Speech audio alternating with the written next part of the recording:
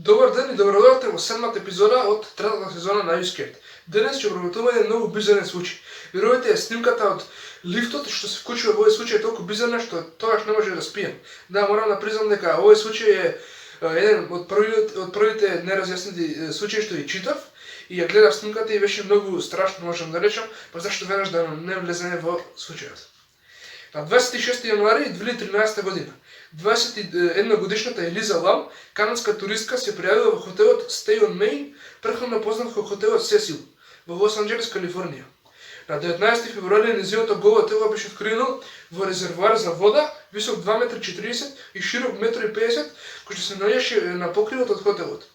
Во изјавата на менаџерот на хотелот пишува дека Елиза првично се пријавила во земничка соба во хотелот, но била преместена во приватна соба заради поплаки од цимерите за чудно однесување. Додека на Елиза беше диагностицирана биполарна болест, таа чинно земала 4 различни лекови. Додека голем дел од нејзиниот престој е непознат, последен пат кога беше видена беше 1 февруари на снимки од надзор на лифтови. Значи еве таа снимка што ја спомнав. Со други зборови, Елиза Лам била туристка од Канада и таа престувала во хотелот во озлогасениот хотел Сесил. Значи во тој хотел Сесил се случиле многу лоши работи пред Елиза Лам да биде во хотелот, па тука може да се добијат некои извори на зло што ќе ги обработуваме во теориите. Инаку таа била пронајдена во резервоар за вода што бил висок над 2 метра и широк над 1 метро, и овој детал ќе биде многу важен во случајот. На снимката се гледа како Елиза влегува во лифтот и притиска неколку копчиња. Едно од нив се претпоставува дека копчето е отворена врата, бидејќи вратите на лифтот не се затвораат автоматски низ снимката.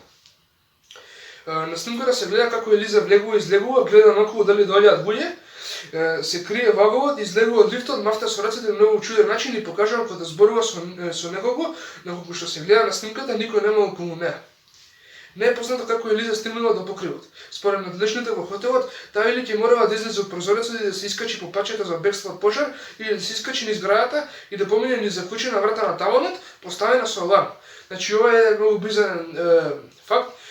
Со други зборови не се знае точно како таа стигнала на покривот и како таму починала, за тоа како починала ќе разгледаме подоцна, но самото пристигнување на покривот е многу мистериозно.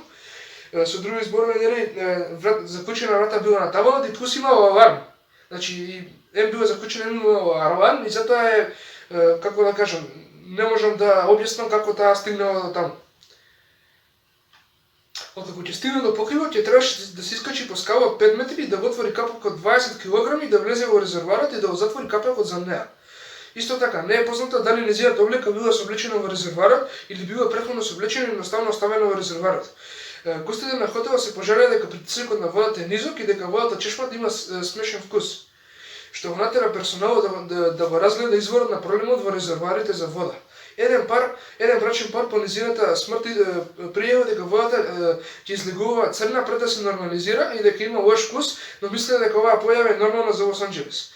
Ева, не можам, многу е морбидно можам да речам, затоа што некој брачен пар што престојува во хотелот се пожалил дека водата имала лош вкус и дека била црна и потоа се нормализирала.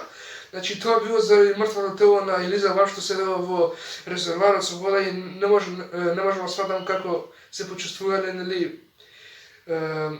гостите во хотелот кога слушнале дека во резервоарот за вода има мртво тело подоцна. Властите на крајот ја оценија смртта на Елиза како случајно одавање. Семејството Лам поднесе тужба за смрт против хотелот, но на крајот беше отфрлена. Сега можеме да влеземе во теориите за оваа мистериозна смрт на Елиза Лам.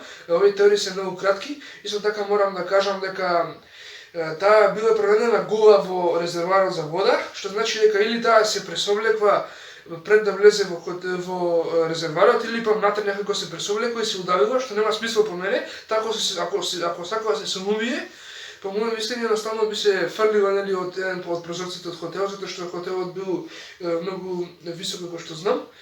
И мислам дека не треба многу да одвергуваме и да влеземе во теориите, кои што, како што кажав, се кратки и нема многу информации. Да, теориите нема многу информации. Првата теорија е дека Елиза била пијана или била на халуциногени. Ова го објаснува нејзиното чудно однесување во лифтот, а можеби со цимерите. Сепак нејзините резултати од токсикологијата, цитирам, не покажа акутна интоксикација со дрога или алкохол според нејзината обдукција. Значи толку од оваа теорија, како што кажам, нема нови информации. Со други зборови, оваа теорија вели дека таа или била пиена или била на некои халуциногени и тоа дали би можело да го објасни нејзиното чудно однесување, но сепак како таа самата влегла во толку на толку тежок начин во резервоарот, тоа се уште останува неразјаснето. Мојата втора теорија е дека Елиза беше убиена и почина како резултат на давање, како што известува нејзината обдукција. И покрај тоа кај Елиза немаше пронајдено докази за травма. Така, значи втората теорија е толку, како што кажа, нема многу информации. Со втората теорија шпекулирам дека Елиза била убиена и потоа била фрлена. Тоа би објаснило како таа стигнала таму, како сама го отворила тоа. Нели ова би го објаснило тоа, нели некој друг или па некои повеќе луѓе ја го отвориле тој резервоар и ја фрлиле натре. Значи да, тоа со оваа теорија би можело тоа да се објасни, но сепак со оваа теорија не се објаснува нејзиното чудно однесување во лифтот. Третата теорија е дека Елиза извршила самоубиство. Толку од оваа теорија, значи нема повеќе информации.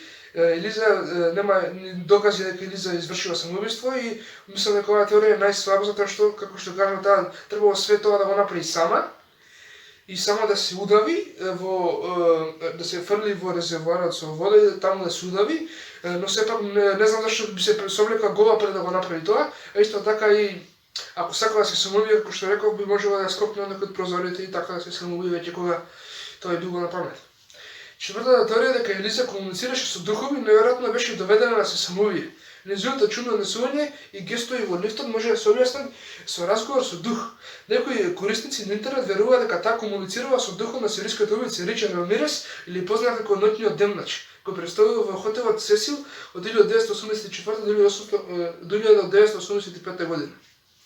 Така, значи четвртата теорија е само чиста интернет шпекулација. На интернетот се зборува дека таа со духови зборувала пред хотелот, нели тоа што го правува чудното однесување со рацете и кога зборува со никого, нели на снимките се гледа дека таа зборува, ама не се гледа со кого, затоа што нема никој на снимката.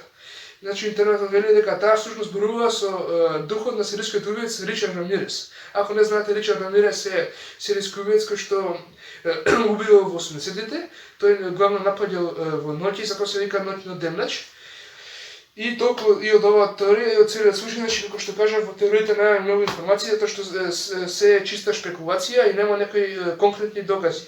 Што се однесува до мене, мислам дека не можам да поверувам во ниту една од овие теории, не затоа што не сакам да верувам, туку нема доволно информации, нели затоа останува чиста шпекулација.